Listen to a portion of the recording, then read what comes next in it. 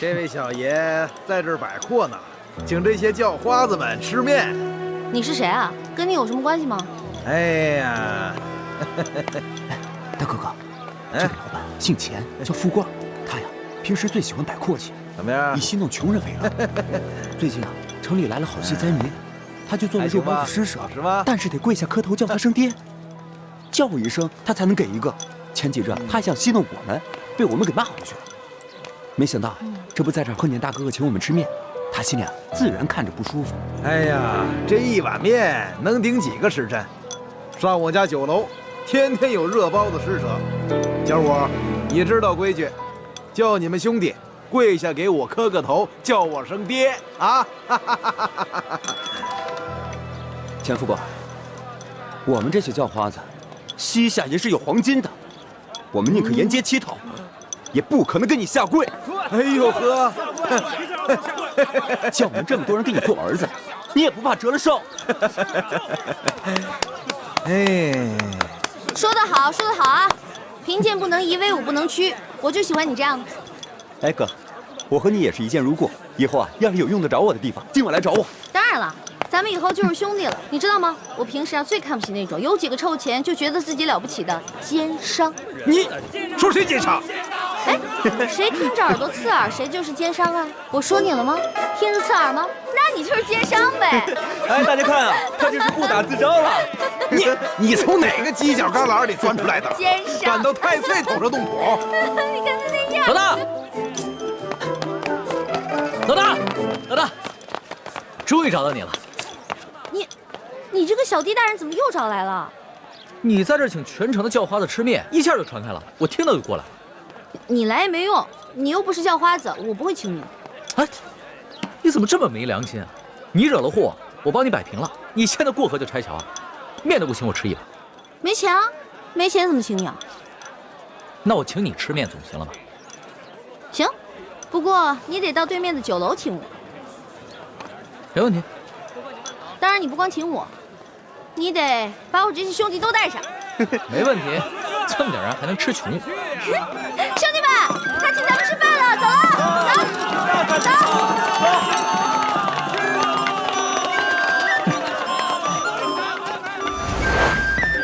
哎呦呵，还真在爷面前摆起阔来了。你以为这城里就你有钱啊？我告诉你啊，把你酒店里好吃好喝的都给我拿出来，让我的兄弟们吃饱喝足，知道吗？好酒好菜倒是有，本酒楼的规矩可不跟外边的小面馆一样，先看一下口袋里的银子够不够，别吃完饭不够付钱的。哎，我说你眼睛是不是瞎了？我小弟这身打扮像是那种吃了饭不给钱的人吗？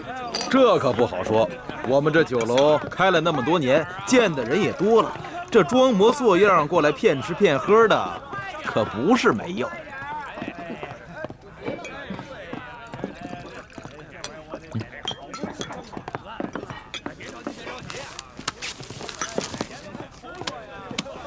田老板，你看够不够？哎，嘿嘿，哎呀，够了，够了，够了，够了！小二，来上菜。好嘞，好嘞。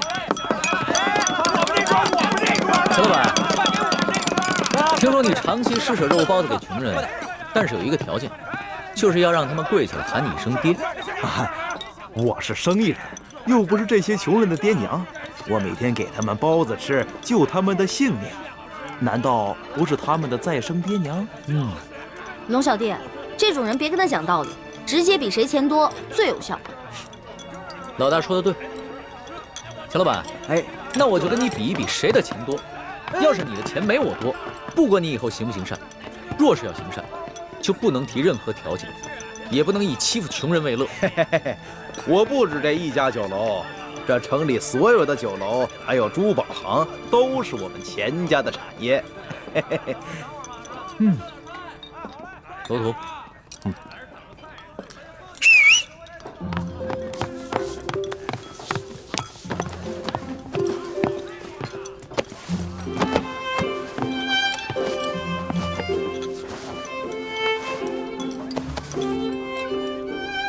钱老板，你说京城的珠宝店都是你们家开的，那这帽子上的珠子，你可认得吗？啊，南海夜明珠，只有紫禁城里才有。哼，难不成你们是宫里的？钱老板，你还跟我比钱多吗？小人不敢。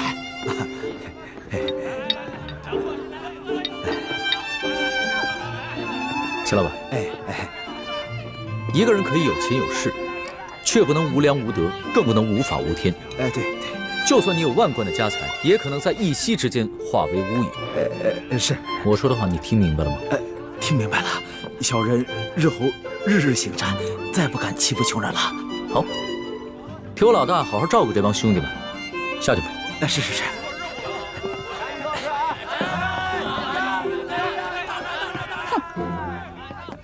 谢谢你啊，龙小弟，没想到一出来竟遇上这些恼人之事。那现在摆完阔了，等会儿请你的兄弟们吃完饭，可以跟我回去了吧？不行，我还想再玩几天。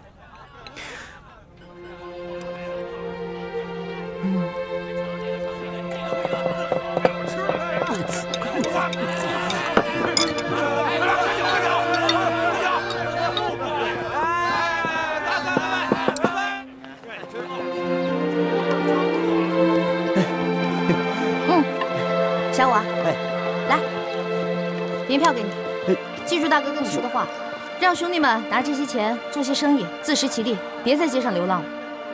多谢易大哥，小五一定不会辜负易大哥的期望的。我相信你。老大，你现在还想去哪儿啊？能不能带上我？我想再学习一点江湖经验。江湖经验啊，行啊，那我现在就教你一些真正的江湖经验。小五，走，让开，走开，他。龙小弟，谢谢你的宴请啊。下面呢，让你见识一下我兄弟的莲花阵。走远点，走了，速度。对不住了，兄弟，刚才啊，易大哥悄悄捎话给我说，一定要让我帮他逃走，免掉你们追他回家，让他去陪伴一个全天下他最讨厌的朋友。对不住了，兄弟。退后，让开。主子，咱们还是回府吧。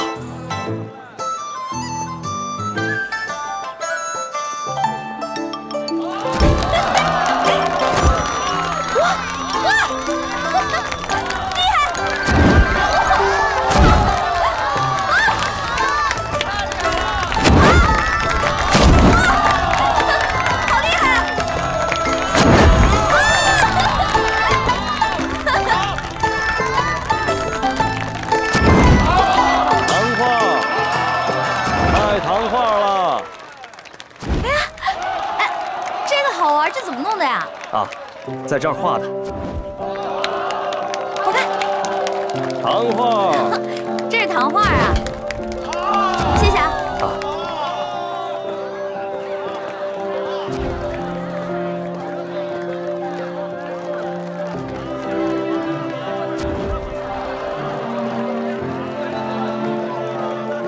主子，咱们就这样远远地跟着他吧，这也不是个办法啊。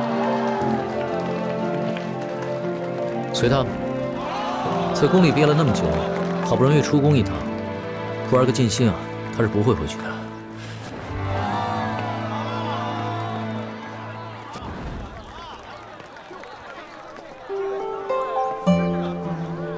字画，卖字画喽！山水人物，挑一张你喜欢的。老板，这个我买了。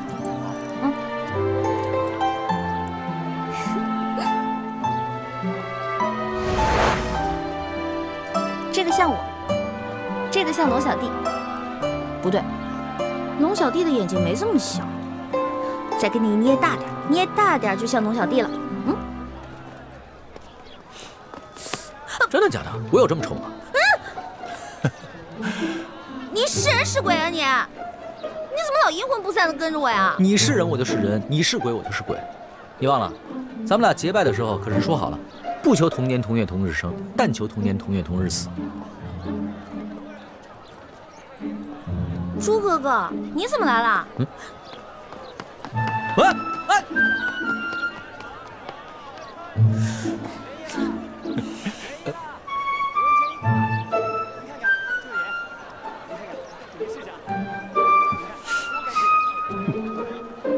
诸位客官，今天可是青楼大会，请进，请进。全城最美貌的女人都在呢，有眼光。是的，哎，真的，小哥，进去玩玩吧。今天全城最美貌的女人都来了。啊，不去不去，你不进去多可惜呀！啊，来都来了，不用。好看的好玩的，我包你满意。不满意，你啐我这老脸。来吧。哎呀，来吧！哎呀，进去吧！走。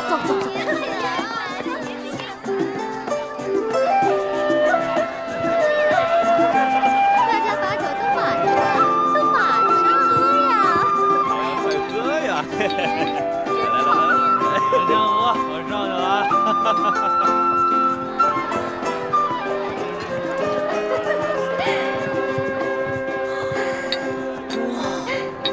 客官，客官，我跟你说呀，我们万花楼的姑娘那是我跟你说，待会儿你一定要好好的听话，别总是一副哭丧，知道吗？莲香嘛，客官你，莲香，恩公救我！怎么回事？恩公，我爹把你给的钱又输光了，然后100两帮我卖到了杏花楼。喂，怎么，你们认识啊？能不能把他放了？你说什么？放了他？你是不是开玩笑啊？他是我花了100两银子买回来，代表我们杏花楼来万花楼选花魁的。我要放了他，谁来代表我们杏花楼扬名赚钱呢？那你要多少钱才能把他放了？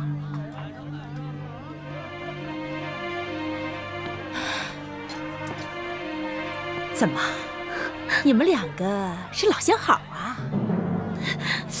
不对呀，这莲香还是一个厨，怎么可能和你是老相好呢？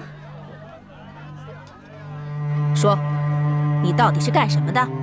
我是干什么的并不重要，我就问你，多少钱你才能放了他？口气不小嘛！哎，你真想赎他呀？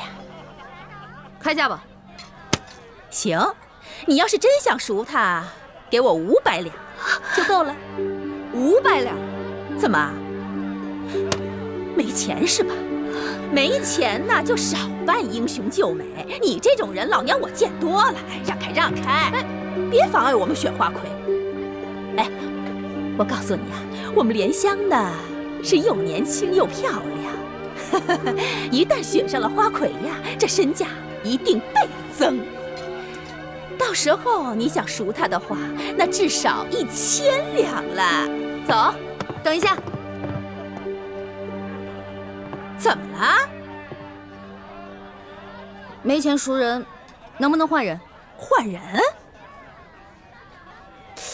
什么意思啊？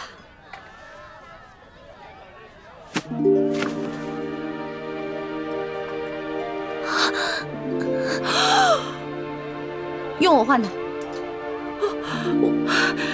我这做了一辈子的生意呀，我差点走了眼了我。没想到你也是个厨啊，还是一个比莲香更美貌的厨。好，你要换她是吧？我答应你。你是女的，姐姐你还是走吧，我不能再连累你了。别说话，莲香，我一定要把你救出来。我们走吧。你这个人呀，太神秘了，我可得小心一点。这万一你中途要是跑了怎么办呢？我可以放他，不过啊，是在你帮我选了花魁之后，我再放了他。好，一言为定。一言为定，走吧，换装去。看好他，走。姐姐，姐姐，来呀！刚刚易欢是在这个地方消失的，也没什么别的路了，肯定是进这万花楼了。主子，今天晚上奴才要带你去这种地方，那老祖宗知道了，非打奴才一顿不可。此事你不说我不说，老祖宗怎么会知道呢？可是，行了，别啰嗦，进去。哎呀，是，守着点啊，别动啊。都在这好好等着。热络。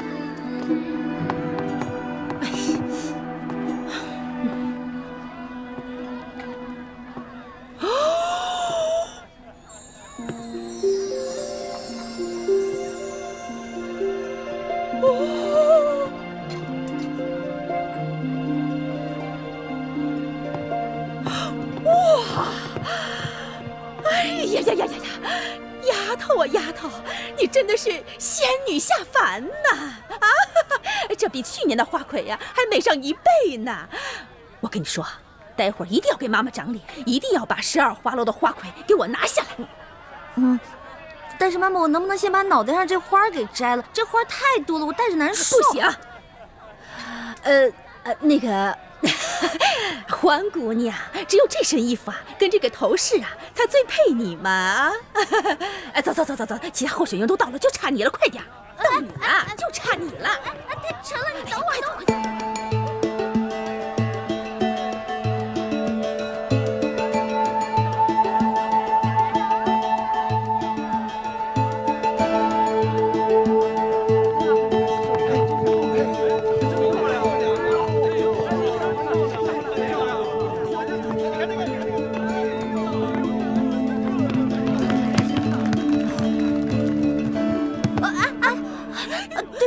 您是哪个花楼的姑娘？会不会走路啊？对不起啊。今天全城12大花楼的家人都到齐了，花魁比赛正式开始。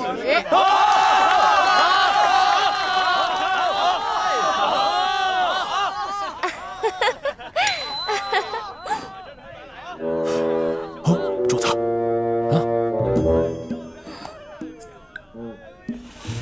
不好，龙小弟追来，这下麻烦了。现在我们有请上一届的花魁，是谁呀？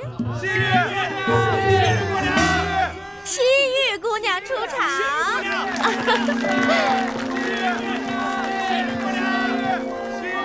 这个丫头真是风不惊人死不休。是啊，不过她这样还真好看。是啊。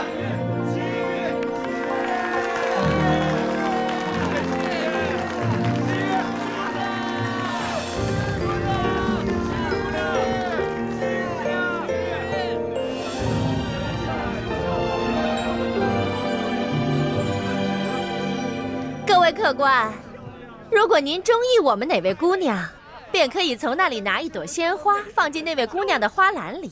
今天鲜花得的最多的那位姑娘，便是我们的花魁候选人。候选人将会与上一届的花魁一决高低，胜出者便是今年的花魁。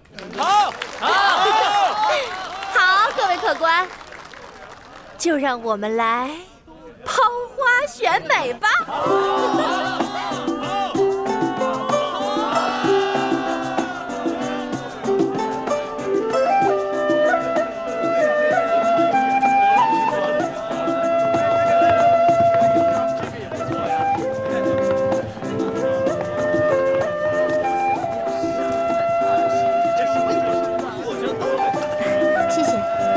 谢谢你的花，谢谢。谢谢你的花，谢谢。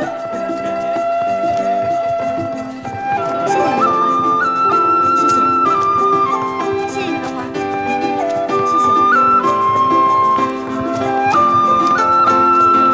谢谢。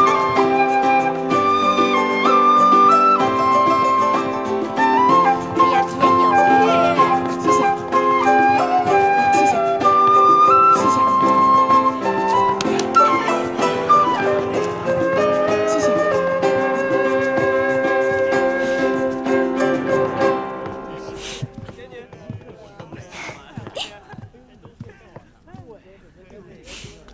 等会儿再跟你算账。多谢这位客官捧场。这朵花是不会给你的。你投不投给我，我都是花魁。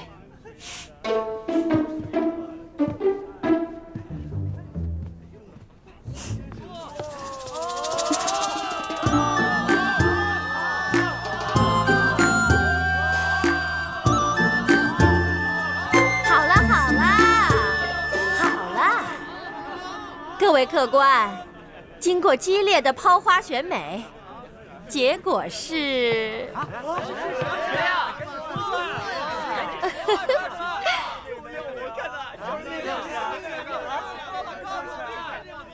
还用我数吗？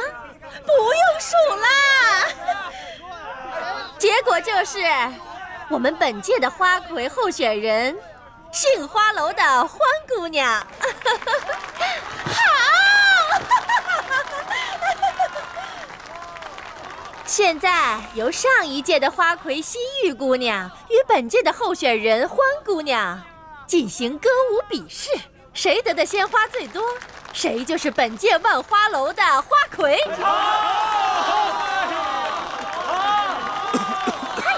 别慌。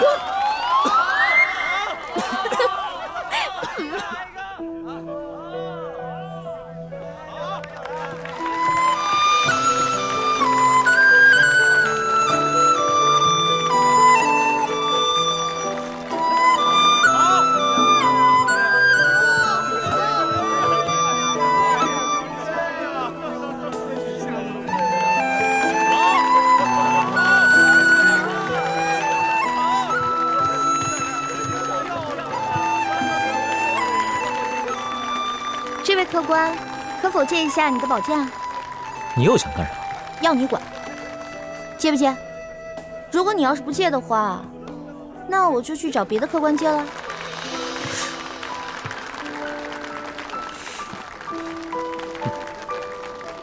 这，多谢客官。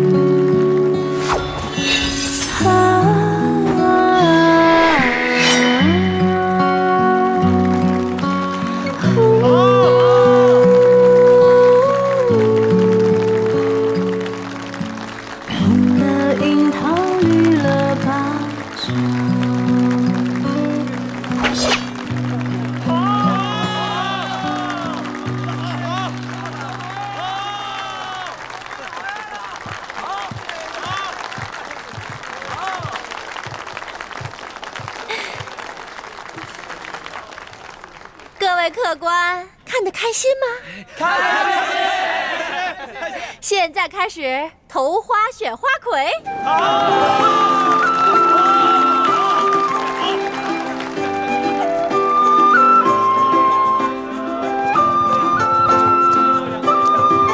别着急，一个一个来。谢谢。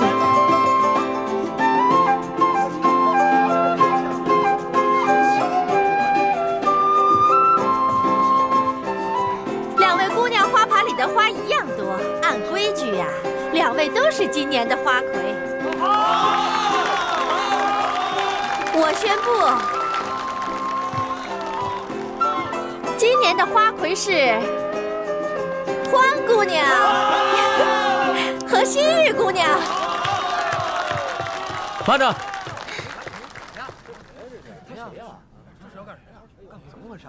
我这儿还有一朵花没投呢。这人是谁？难道我给西域姑娘多数花作弊被他看出来了？嘿，你这人怎么这样？刚刚你怎么不投啊？刚才人那么多，现在投也来得及啊。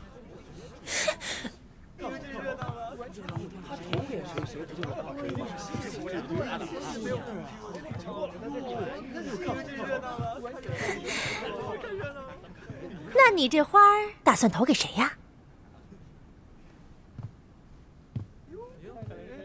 花儿，你今天真的很美。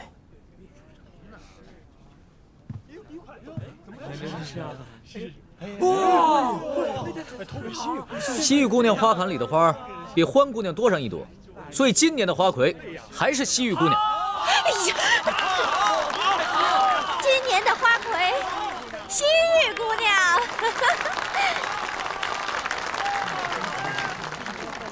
错，欢姑娘也是今年的花魁。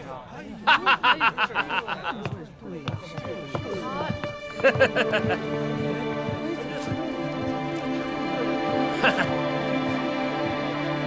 我这儿也有一朵花眉头，他们现在2个人的红花都一样，所以2个人都是今年的花魁。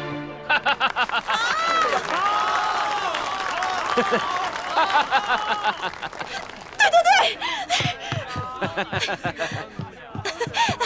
我跟大家说啊，今年的花魁呀，是我们杏花楼的欢姑娘。王妈妈，我出3000两，包下欢姑娘的初夜。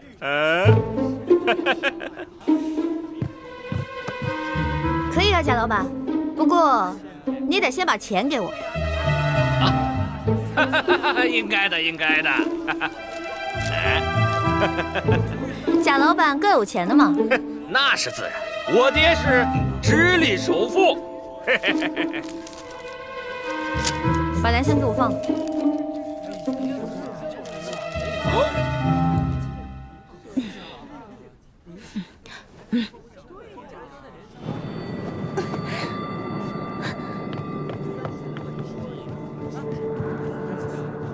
姐姐，你为了我已经受了不少委屈了。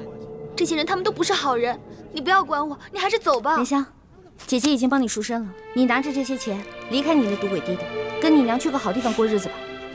可是我……哎，不许再说了，如果你再说的话，姐姐该生气了。快走吧，走啊！您真是有眼光啊！原来你忙活了这么久，就是为了救这个莲香姑娘。不然呢？你以为我得了失心疯啊？那现在你可以跟我回去了吗？欢姑娘，咱们走吧。去哪儿啊？自然是去我们该去的地方，做我们该做的事情。真笑一刻值千金呐！好啊！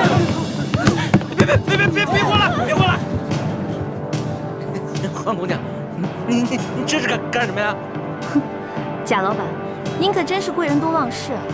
之前在您的赌坊，我就赢了您100两银子，今天又让您破费了3000两，真是不好意思啊！原来大闹我赌坊的那个臭小子，竟然是你这个丫头！我是女人，照样可以要你的命！都别过来！再过来我就杀了他！都别过来！别过来！走！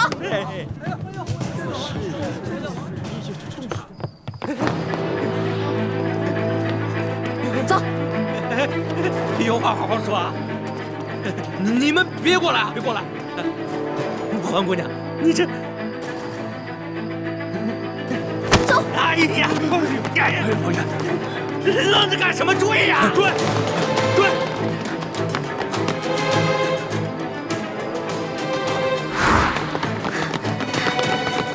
站住！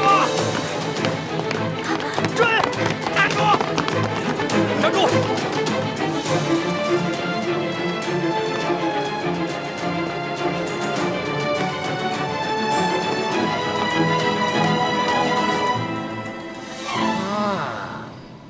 我认出来了，你就是那天和欢姑娘一起大闹我万利赌坊的小子。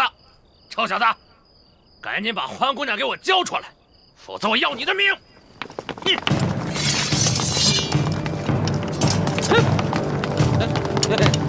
各位官爷，是不是搞错了？我可是直隶首富的儿子，我输叔叔是京城的2品大员，该抓的是他们啊！该抓的是他们。直隶首富，2品大员，那算什么？我们家主子可是全国第1首富，这大清朝的第1大官儿。哎呀，大清朝第1大官儿，你以为他是皇帝老子呢？啊！贾老板，很不幸，你猜中了，我们家主子正是当今皇上。跪下！万岁爷饶命！万岁爷饶命啊！万岁爷，万岁爷，小的有眼无珠，有眼无识泰山，你大人大量，放了我吧！卓图，在，把这危害一方的恶霸拿起来，送到刑部审问，再查一查他的叔叔和爹爹是不是做过什么违法乱纪之事。这，把他那爪子给我剁了！住！哎呀，万岁爷，饶命啊！万岁爷！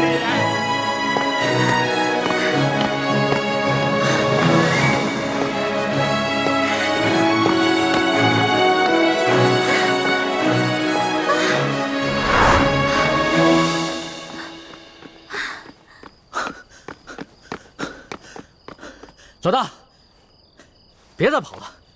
出宫这么多天，你还没玩够啊？你别过来啊！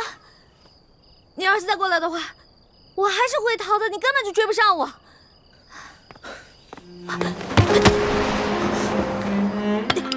老大，龙小弟，别再跟着我了，赶紧跟索大人回宫吧，外面不比宫里安全。老大，你真的舍得离我而去，从此再也不见我了吗？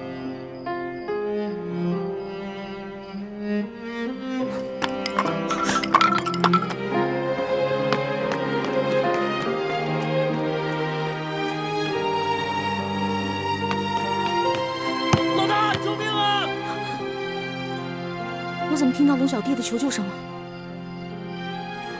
龙小弟该不会使诈吧？可是万一他真的遇到危险怎么办？不行！住手！龙小弟，站住！你再过来，我就杀了他！好好好，我不生气，你别动他。这位大哥，你到底是谁啊？你为什么要杀我的龙小弟啊？你不用管我是谁。若要让我放了他，就拿你自己的命来换。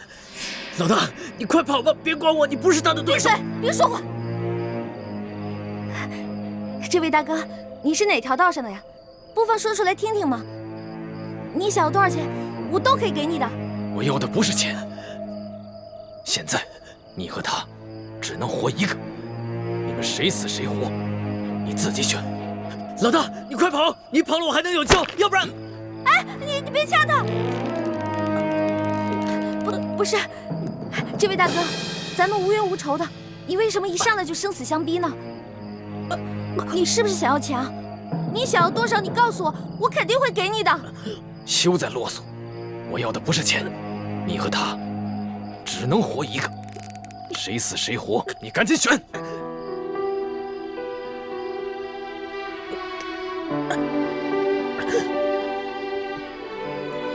我没办法选，我们两个曾经对着月亮发过誓，是一辈子的好兄弟，要同生共死。要么你就放过他，要么你就把我们两个全杀了吧。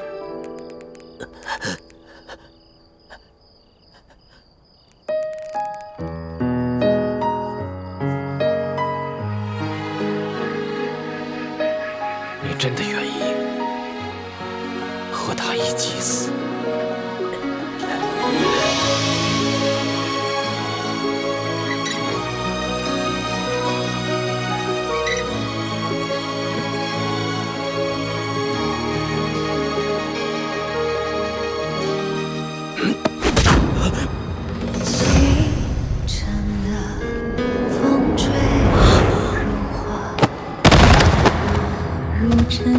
龙小弟！繁华，爱迎来春风沙，恨不过。你还我龙小弟！你还我龙全白。你还我龙小弟！愿做他掌上的明珠，献上我纯真的祝福。朱哥哥，朱哥哥怎么是你啊？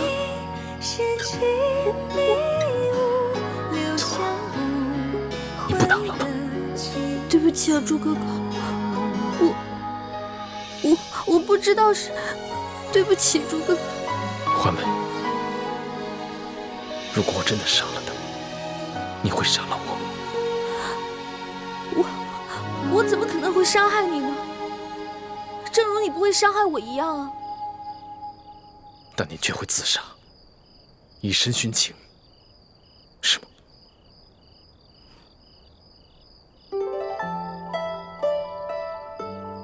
你想听我说实话吗？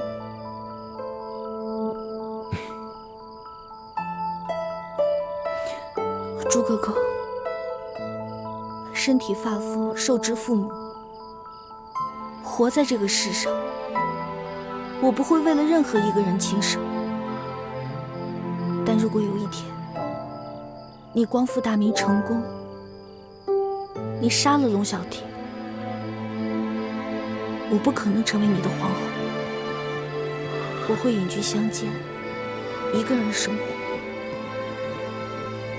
但是如果你光复大明失败了，龙小弟他要杀你，我一定会拼尽全力去拯救你。若没有救下你，我也不会去做他的妃子，我也会隐居民间，直到孤独终老。那如果我光复大明成功了，我留下了康熙的性命，你可愿意做我的皇后？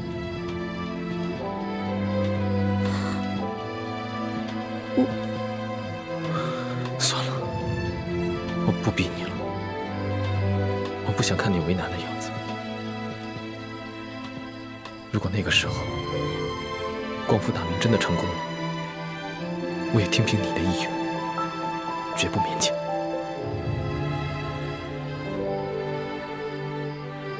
欢梅，你这次出走，是不想夹在我跟康熙之间，左右为难，是吗？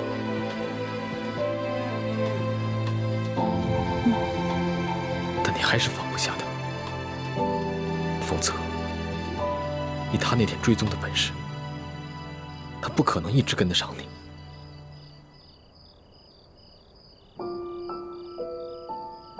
你怎么知道他追踪？难道你也一路在跟着我？你这次出走，大家都很担心你。对不起，朱哥哥，我错了。别说了，听我的话，赶紧回去吧。我答应你，如果我光复大明成功了，我不杀康熙。至于到那个时候，你还愿不愿意嫁给我，都听凭你的本心。但是，如果我光复大明失败了，我被他杀了，我对你只有一个要求。什么要求啊？我不想看到你一个人孤独终老。如果那个时候康熙还愿意不计前嫌接受你，你就放下一切过往，从了他。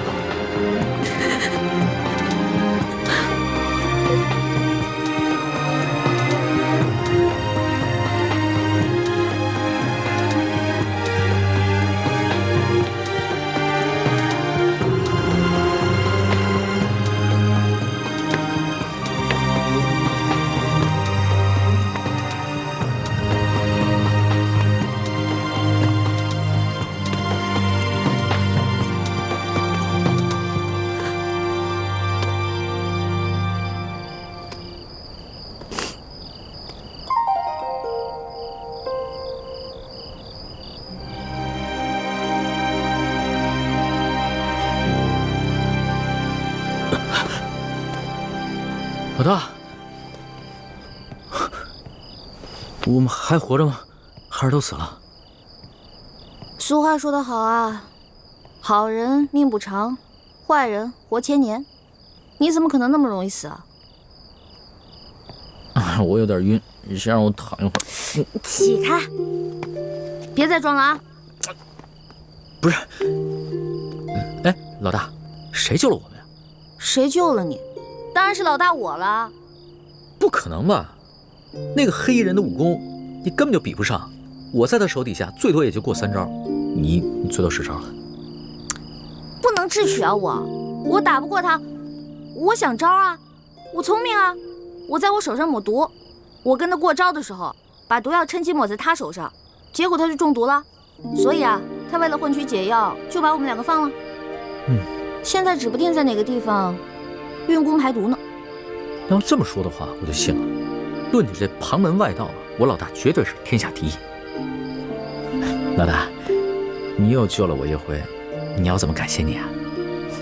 别缠着我就行，我就谢天谢地了。你还没玩够啊？老大，我知道你是觉得我听信了宫里的谣言，所以才生我的气，是不是？我保证，我以后再也不听信谣言了。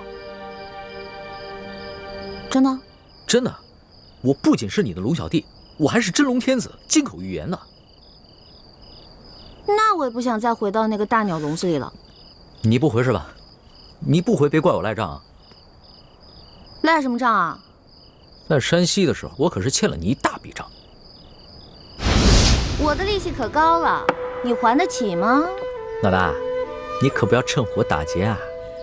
趁火打劫？全天下哪有你这个皇上厉害？大明内乱，你们大清趁机占领了大明的整个江山，老百姓刚刚经历了战乱，想过上几天好日子，可你们呢？朝中权贵搞起了圈地，各地的官吏设置了各种关卡，变相的收取各种赋税，你们这才叫做趁火打劫，一本万利的勾当呢！我怎么了？我说错了吗？我说的都是实话。龙小弟，其实这就是我要的利息。你要记得曾经答应过我的那些话：消除贵族特权，割除积弊，整顿吏治，让全天下的老百姓过上好日子。好，我答应你，这个利息我一定还。你就不想监督着我把这笔账给还了？皇上果然是天底下最无赖的人。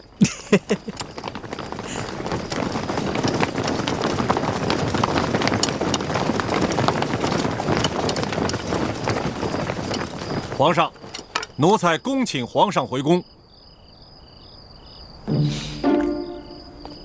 老大，你要是现在不跟我回去的话，那我就在外边待着了。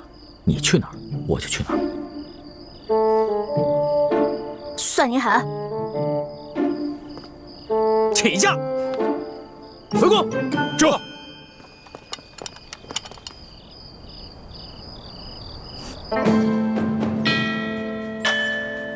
皇上回宫了。回太皇太后，皇上啊是昨儿夜里回来的。哦，你这个李大总管的差事当的是越发的好了。太皇太后，不知奴才做错了什么事，还请太皇太后明示。如今这皇上迷着李易欢迷成这个样子，你竟是守口如瓶，一字不吭啊！太皇太后恕罪，皇上其实早就知道奴才是太皇太后派在他身边的眼线，所以有很多事情都不让奴才知道。你用不着拿皇上来当挡箭牌。其实呢，哀家早就告诉过你，皇上的大小事情你要第一时间禀告哀家。可是你是怎么做的啊？你这眼里头还有我这太皇太后吗？太皇太后息怒，您可是冤枉死奴才了。奴才没有办好差事，任凭太皇太后责罚。可是奴才对太皇太后那是一片忠心呐。行了，起来吧。谢太皇太后。也是啊，你夹在哀家和皇上的中间，有些差呀，你也不好办。皇上啊，他是越来越不像话了。为了一个来历不明的野丫头，95之尊不顾，安危体面全然不顾。你说，怎么这么随根儿啊？你听好了啊，这宫中，哀家绝不允许再出现一个董鄂妃。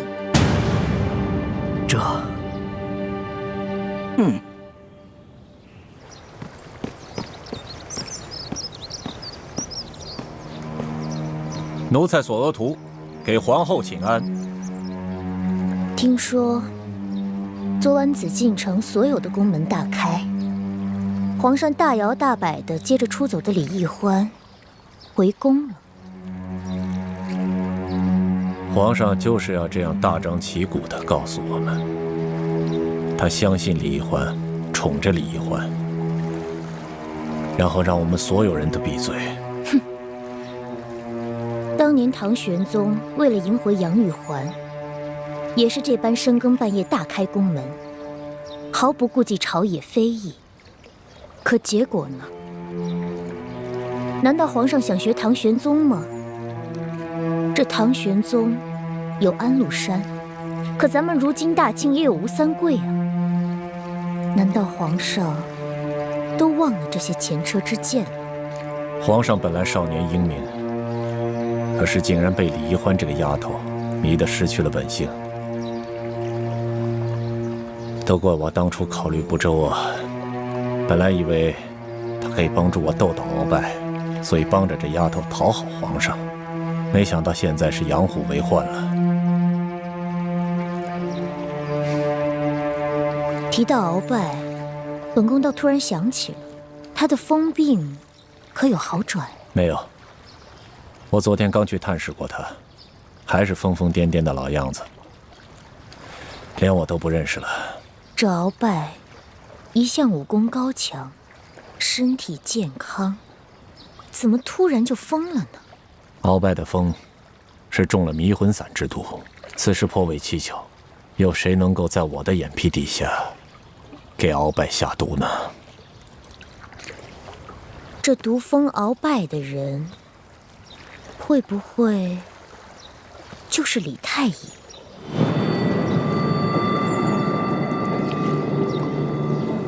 我也一直有此怀疑，只是苦无证据，所以现在也不敢声张。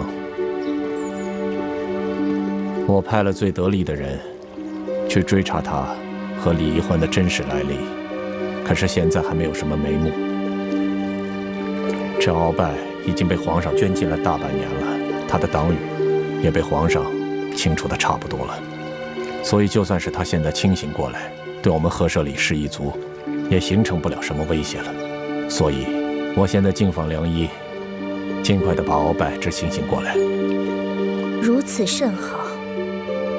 若鳌拜能够早日清醒，也能早日交出这明珠谷的奸细，我们也能早些证实这李氏兄妹的奸细身份。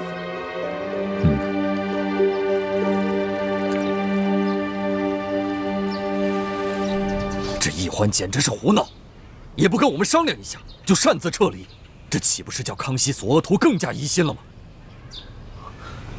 义父，其实易欢此次离宫出走，事先和我商量过的。他是想刺激康熙，让康熙不要怀疑他，相信他。如今康熙好不容易把他找回去，越发珍惜他了。易欢的良苦用心，总算是没有白费。易欢居然有这样的心机了，这孩子以前可不是这么会算计的。也许他在宫中待了这大半年，让他成长了不少啊。眼下清廷跟吴三桂还没有正式的翻脸，就算他们真的开战了，我们也需要大量的军情。其实一直以来，我们都想要在清廷里安插自己的眼线，可经过这么多年的努力，都未能进入核心。这一次，你跟易欢阴差阳错的就潜伏在康熙的身边，这真是我们的意外之喜啊，也是天不亡我大明的征兆。所以你们必须要排除万难，继续潜伏在紫禁城内。我明白，我定会忍辱负重完成任务，不负各位师长所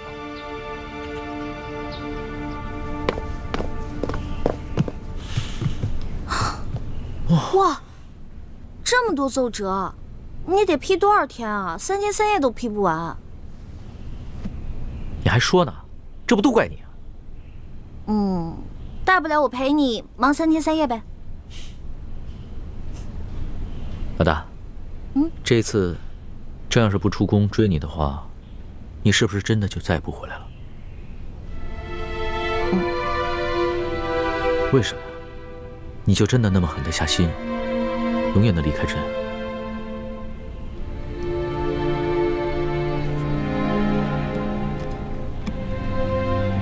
老大，你从前都是古灵精怪、叽叽喳喳的，突然之间变得这么心事重重、沉默寡言，说实话，朕的心里有些不安了。龙小弟啊，我刚开始认识你的时候，我就冒充你的老大，我喜欢保护你，真心想保护你。到后来我知道你是皇帝，知道你居然是全天下最有权势的人，而你呢，也继续任由我当你的老大。现在想一想，还真的有点可笑，不自量力呢。谁说你不自量力了？谁说你可笑了？就是因为别人一直都在想应不应该爱朕，应不应该保护朕，应不应该讨好朕。可是你呢？你从来都没有想过应不应该，你就是本能的对朕好，本能的爱护朕，所以你特别珍贵，你特别值得朕珍惜。我刚开始进皇宫是因为对皇宫好奇，我想进来看看是什么样子。到后来呢，我慢慢习惯你给我的一切，我想陪着你。可是后来渐渐的，我对皇宫有了恐惧，我想逃离，我害怕。而且，就算你总说你心里很珍惜我，你喜欢我，可是我时常能感觉到你的心在动摇。你每一次动摇，都让我特别害怕，就更想逃离了。你看看，你又在倒打一耙。朕什么时候动摇过？明明是你一直在拒绝朕，一直对朕若即若离。老大，你的那些心思，朕都明白。你放心吧，朕一定不会禁锢你，朕会尽可能的给你最大的自由，朕一定不会伤害你，朕会尽最大的努力去保护你。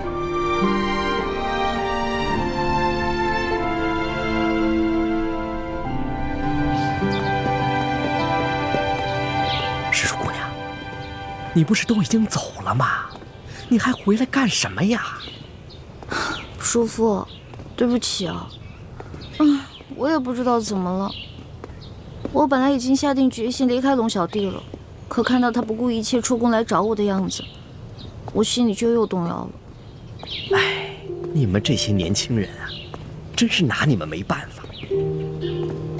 看来我得抓紧时间，找个风水先生，给自己先挑一块好点的墓地，把自己的后事料理好算了。哎，叔父，不过您放心，我跟朱哥哥绝对不会连累您的。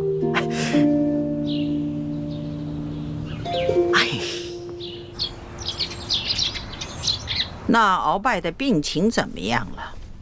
回太皇太后的话，奴才已经安排人全力的在救治鳌拜了，可他的病情始终是不见好转呢。这可麻烦了，他一手打造的情报网，难道就这么一直瘫痪下去了吗？当初可是你负责监管鳌拜的呀，他是在你的眼皮底下被人毒疯的呀，而你又查不出这下毒的人，又迟迟治不好他的病。索陀，在，哀家可知道，鳌拜可是你最痛恨的对手啊，你可不能因私害公啊！太皇太后，您真的是冤枉奴才了。奴才虽然和鳌拜一直有些不和，可绝对不会因私害公，公报私仇啊。这其实毒害鳌拜之人，奴才一直有一个怀疑的对象，可因为苦无证据，所以不敢说出来。哀家信你，你但说无妨。多谢太皇太后。其实奴才监管鳌拜府邸的时候，这李太医却可以凭着皇上的密诏，自由地进出鳌拜府邸。如此大事，你为什么一直隐瞒着不报？太皇太后，这皇上一直对李氏兄妹宠信有加，奴才手里没有真凭实据，岂敢胡言乱说呀？再说了，这李太医拿着皇上的密诏，皇上会不会在暗中对他有所交代？奴才也把握不住，所以就糊涂啊！皇上即使是有此念头，也是在鳌拜交出情报网之后啊，他岂能如此沉不住气呀？对，是奴才一时糊涂了。传言说李氏兄妹是反清联盟的奸细，鳌拜要是真的是被李太医毒封的，那他兄妹二人的身份就更可疑了。索陀，奴才在。一定要继续的想办法，全力的医治好鳌拜。奴才谨遵太皇太后懿旨。起来吧。这。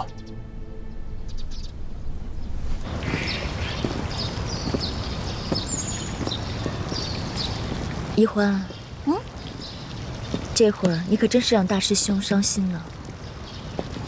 我就是因为不想让他伤心，所以才选择出走的。傻妹妹，你要说我嘛，已经了无牵挂，倒是可以一走了之。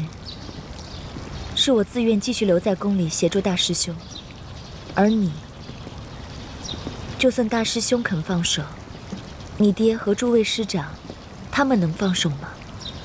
你又能逃到哪儿去呢？雪姐姐，别老提这些让我心烦的事儿了。啊，我想明白了。反正我也改变不了什么，与其愁白了头发，不如好吃好喝的过好以后的每一天呢。真是羡慕你这个性子，天大的事情都能一笑了之。哎，雪姐姐，如果你一直留在皇宫的话，那皇上会不会对你……放心吧，康熙虽然表面恕了我的罪，但他对我还是有戒心的。看来以后不会再要动临幸我的念头。这样挺好，我也不用再费尽心思去应付他了。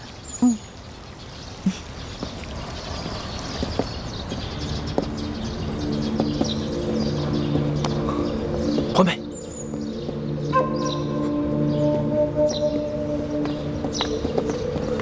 朱哥哥，什么事儿？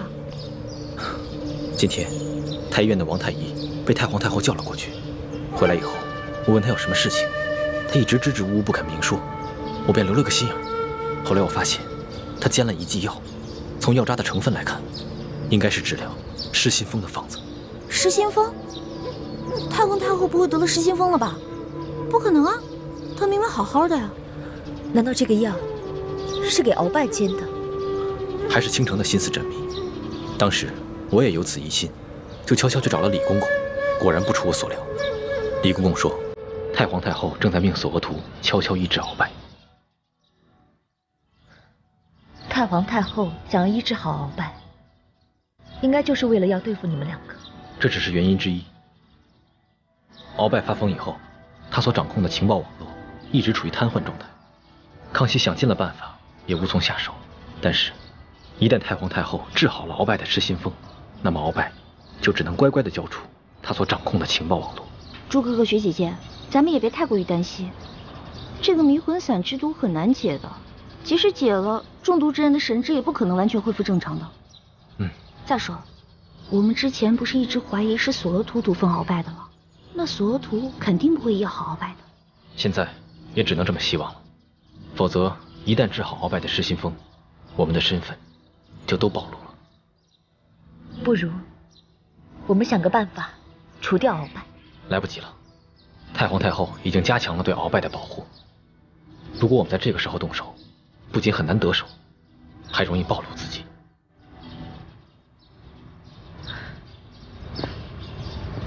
眼下之计，也只有依靠李公公，让他盯着太皇太后和索额图那边的动静，一旦发现情形不对，咱们马上撤离。现在也只能这么应付了。环梅，我有点后悔了，我不该劝你回来的。我这不是担心你跟雪姐姐吗？我肯定会回来的。你真的只担心我们吗？只怕你是放不下另外一个人吧？大师兄，小师妹一定是担心我们两个的。眼下形势很复杂，我们应该放下一切杂念，一切以大业为重啊。此处不宜久留，我们还是分开吧。走。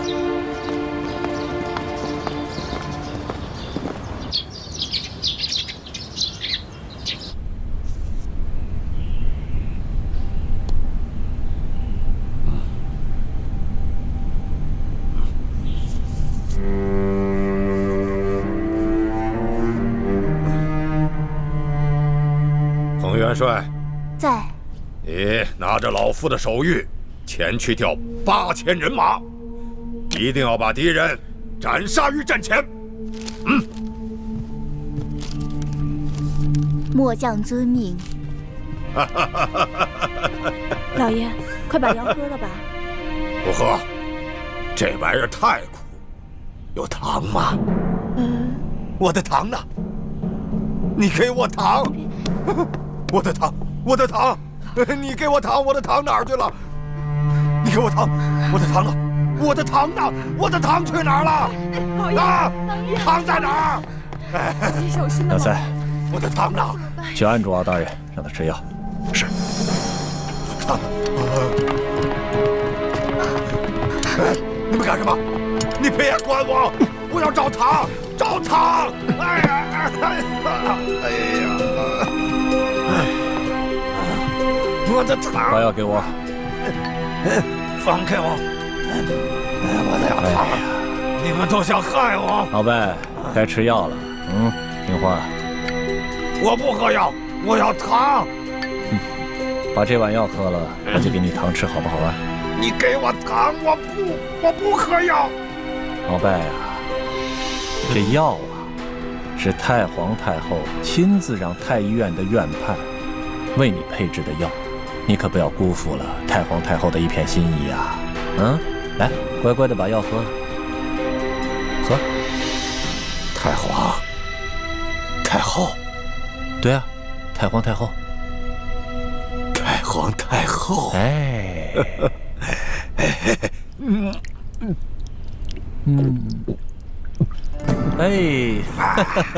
不错啊，姨父，看来治疗这段时间还是略有起色啊。希望如此吧。好了，把它放了。这，老伯，你往上看，我赏你颗糖吃。糖。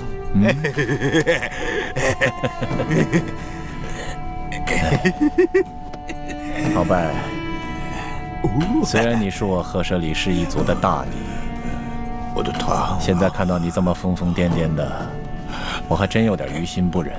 哪儿去了？半年前，你让我向皇上进言，我拒绝了你。我的糖，但现在形势变了，这李氏兄妹成了朝廷的大敌，威胁到了皇上。看来我不得不放弃前嫌，全力救治你了。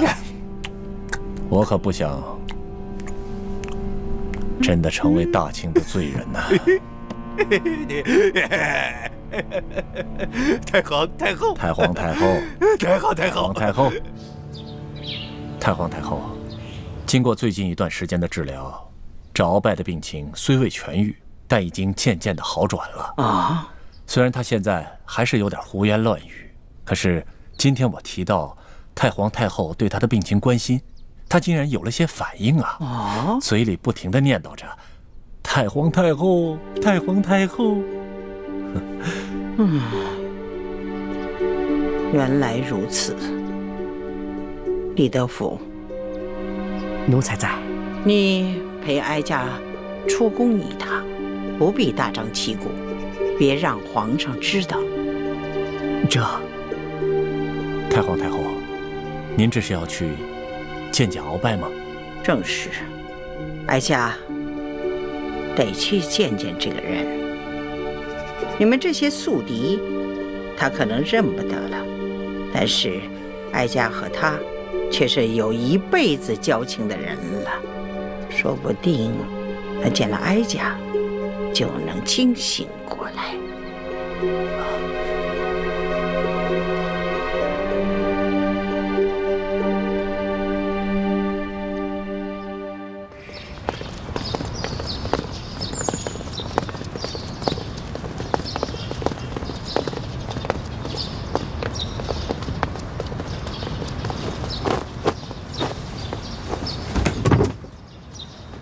奴才索额图给太皇太后请安了。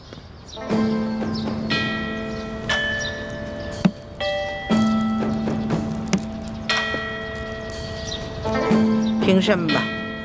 这鳌拜他怎么样？鳌拜还是老样子，疯疯癫癫的。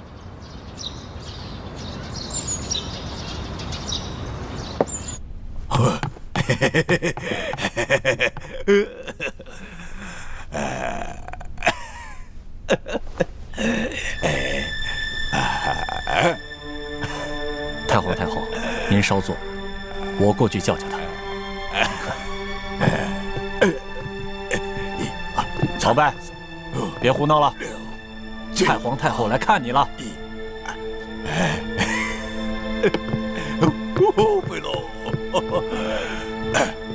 看来这鳌拜还真疯了，连哀家都不认得了。是啊，太皇太后，他现在啊不光疯了，连药都不吃了。李德福啊，你服侍他，让他把这碗药喝下去。这。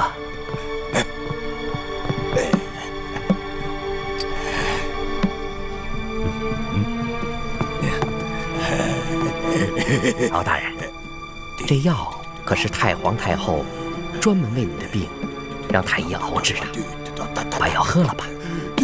我没病，我不喝药，我要吃的，我要吃的，不好吃，你不好吃，你滚开！小心点，别把药弄洒了。敖大人，先把药喝了，喝了药以后呢，就给你好吃的了。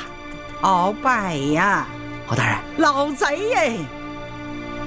有哀家在，谁敢欺负你呀？喝了吧，啊！有好吃的啊！先喝药。你就是个大骗子！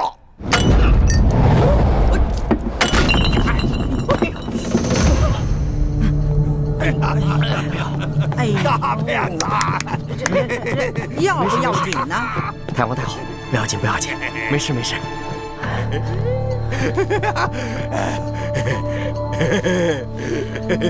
李德福，哎，你回宫吧啊，换身衣服啊，不必再回来了啊。哀家今天就是来看鳌拜的，此事啊可不能跟别人说啊，记住了。奴才谨遵太皇太后懿旨。去吧，去吧。那奴才就先告退了。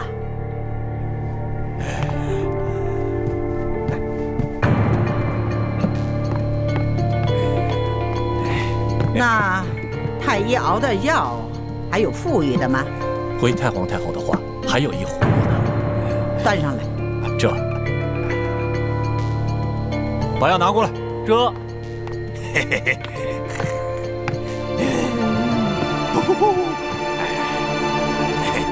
撤！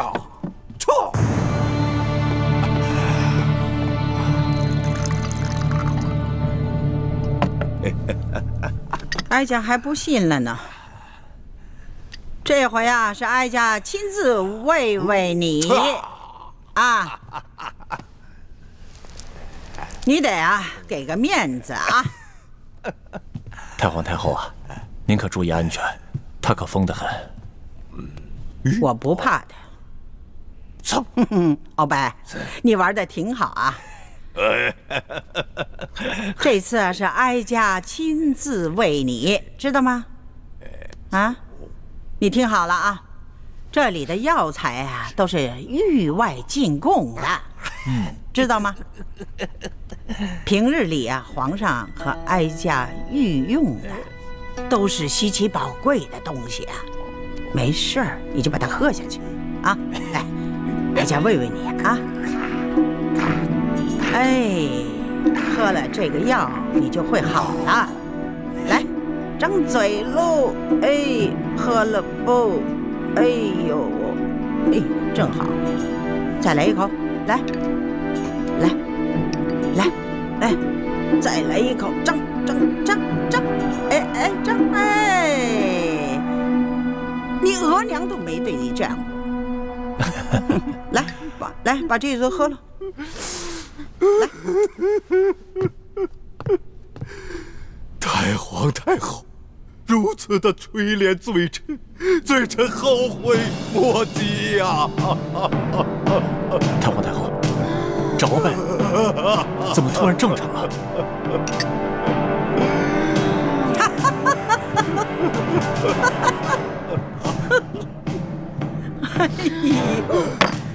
哎呀，老贼呀，原来你是装疯啊！啊，你挺能演的，像个戏子，接着演呢。罪臣也是万不得已呀，太皇太后，罪臣今日才能盼到您凤驾光临。罪臣，太皇太后，罪臣有要事启奏，此事事关皇上和我大清江山的安危呀！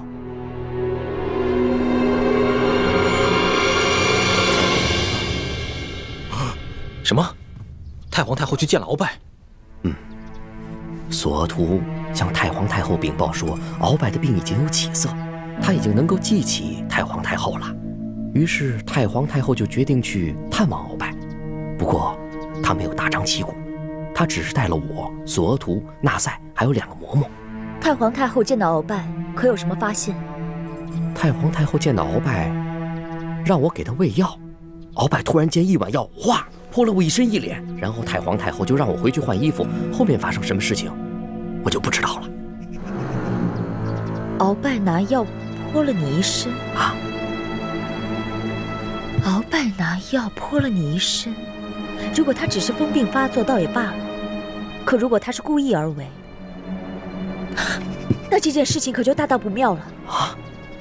那就是说明，鳌拜的疯病很有可能已经好了，他是在继续装疯，故意支开你，是要向太皇太后单独密奏。我有一种不祥的预感啊！说不定我们都被鳌拜给骗了。他其实根本就没有疯，当初我们始终查不到究竟是谁下的毒。其实我们忽略了一个可能性，这个毒很可能是鳌拜自己下的，而且分量很轻，又事先安排了身边的亲信，在事后给他服下解药，他自己则继续装疯，瞒过了我们所有人。那，你这么一说，我好像也有点怀疑了。那鳌拜既然能够制出大补丸之毒，这说明他对毒药是有一定了解的。那他泼了我一脸一身，这显然就是故意的。如果真是这样，那我们的身份岂不是都会暴露了？哎呦，这可怎么办呢？我说吧，让你们早点撤离，你们就是不听啊！特别是这个奕欢，明明人已经走了，还回来干什么呀？叔父先别着急，事到如今，我们也只能随机应变了。在没有确定鳌拜是不是真的装疯之前，我们要预见到所有可能出现的情况，想好相应的对策。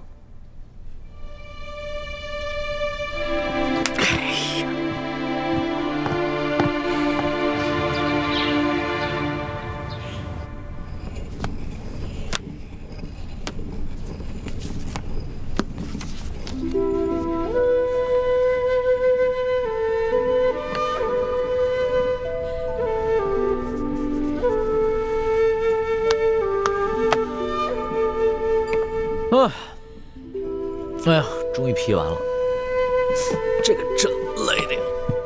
龙小弟辛苦了，要不要我给你持家？好啊，来。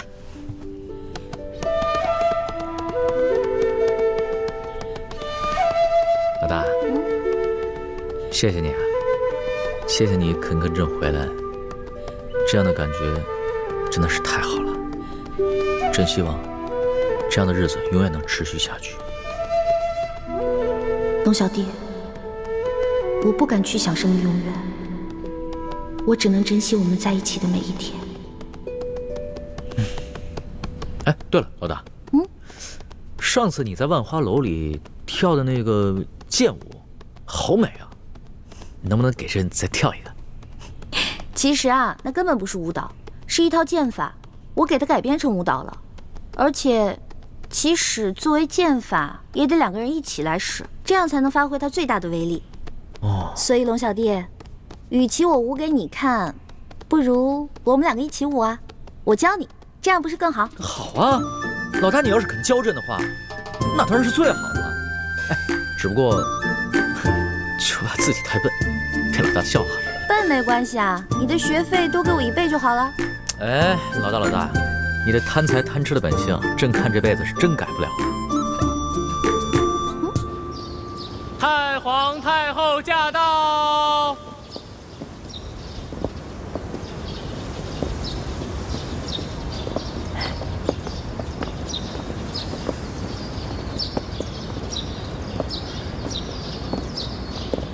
太皇太后，您吉祥。李德福，哎呀，这老贼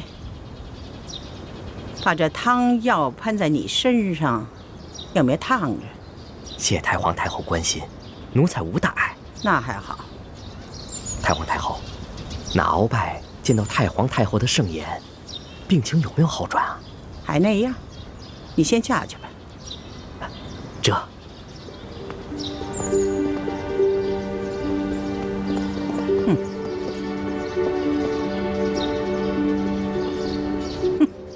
他忘了哀家是谁，是太皇太后，就是铁嘴钢牙，也能撬开他的嘴。看有谁如此大大包天！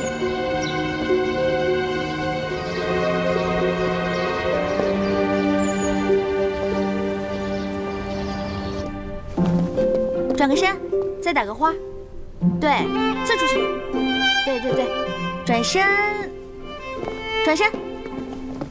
肩到这儿，上步，转圈打一个花，上步，哎，对，反转身，嘿，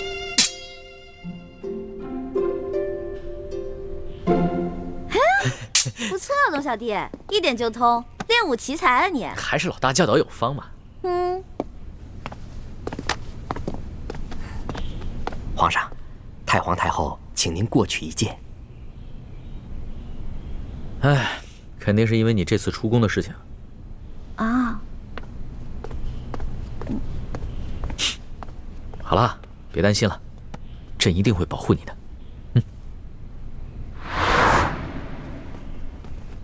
皇上吉祥。皇祖母吉祥，孙儿给您请安了。奴才李德福给太皇太后请安。都起来吧。谢太皇太后。李德福，奴才在。哀家家乡蒙古王爷给哀家捎来了一封家信，哀家要跟皇上聊聊家常，你们都各自下去吧。这。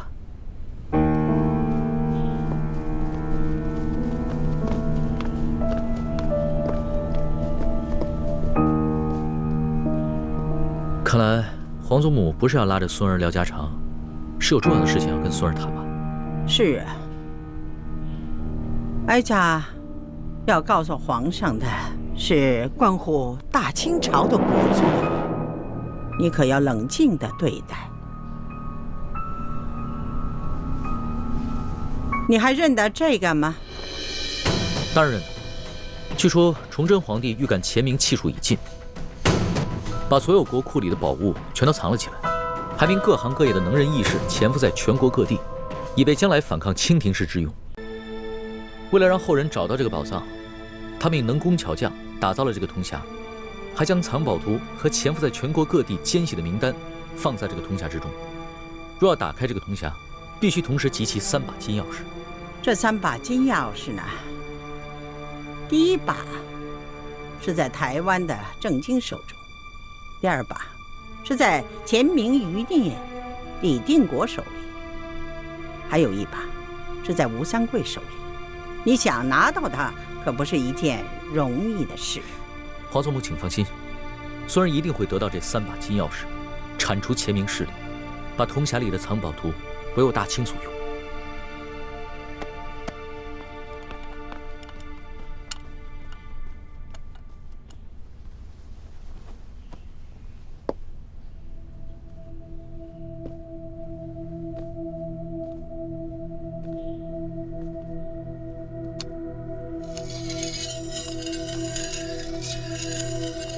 这是你黄爷爷用过的宝剑，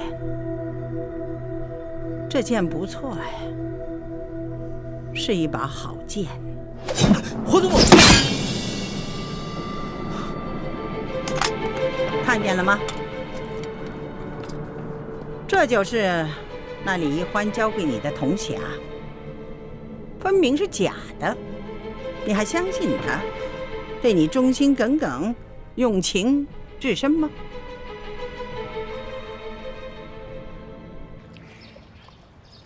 真没想到，鳌拜这个老狐狸，居然能够如此的隐忍。那他有没有在太皇太后面前说你的不是？没有。经过这半年的捐戒，鳌拜算是想明白了，也没有以前那么跋扈了。他现在出来后，矛头没有指向我们，只是一心想要扳倒李氏兄妹，重新赢得太皇太后还有皇上的信任。如此是最好不过。本宫这悬了大半年的心，也总算是可以放下了。皇后，这皇上对李一欢用情很深，现在知道了李一欢的真实身份，他的心情一定很难过。所以皇后在皇上面前，千万不可露出幸灾乐祸之色，反而要更加的谨言慎行才是。三叔放心，本宫也是在这宫里待了许多年头的，自有分寸。是。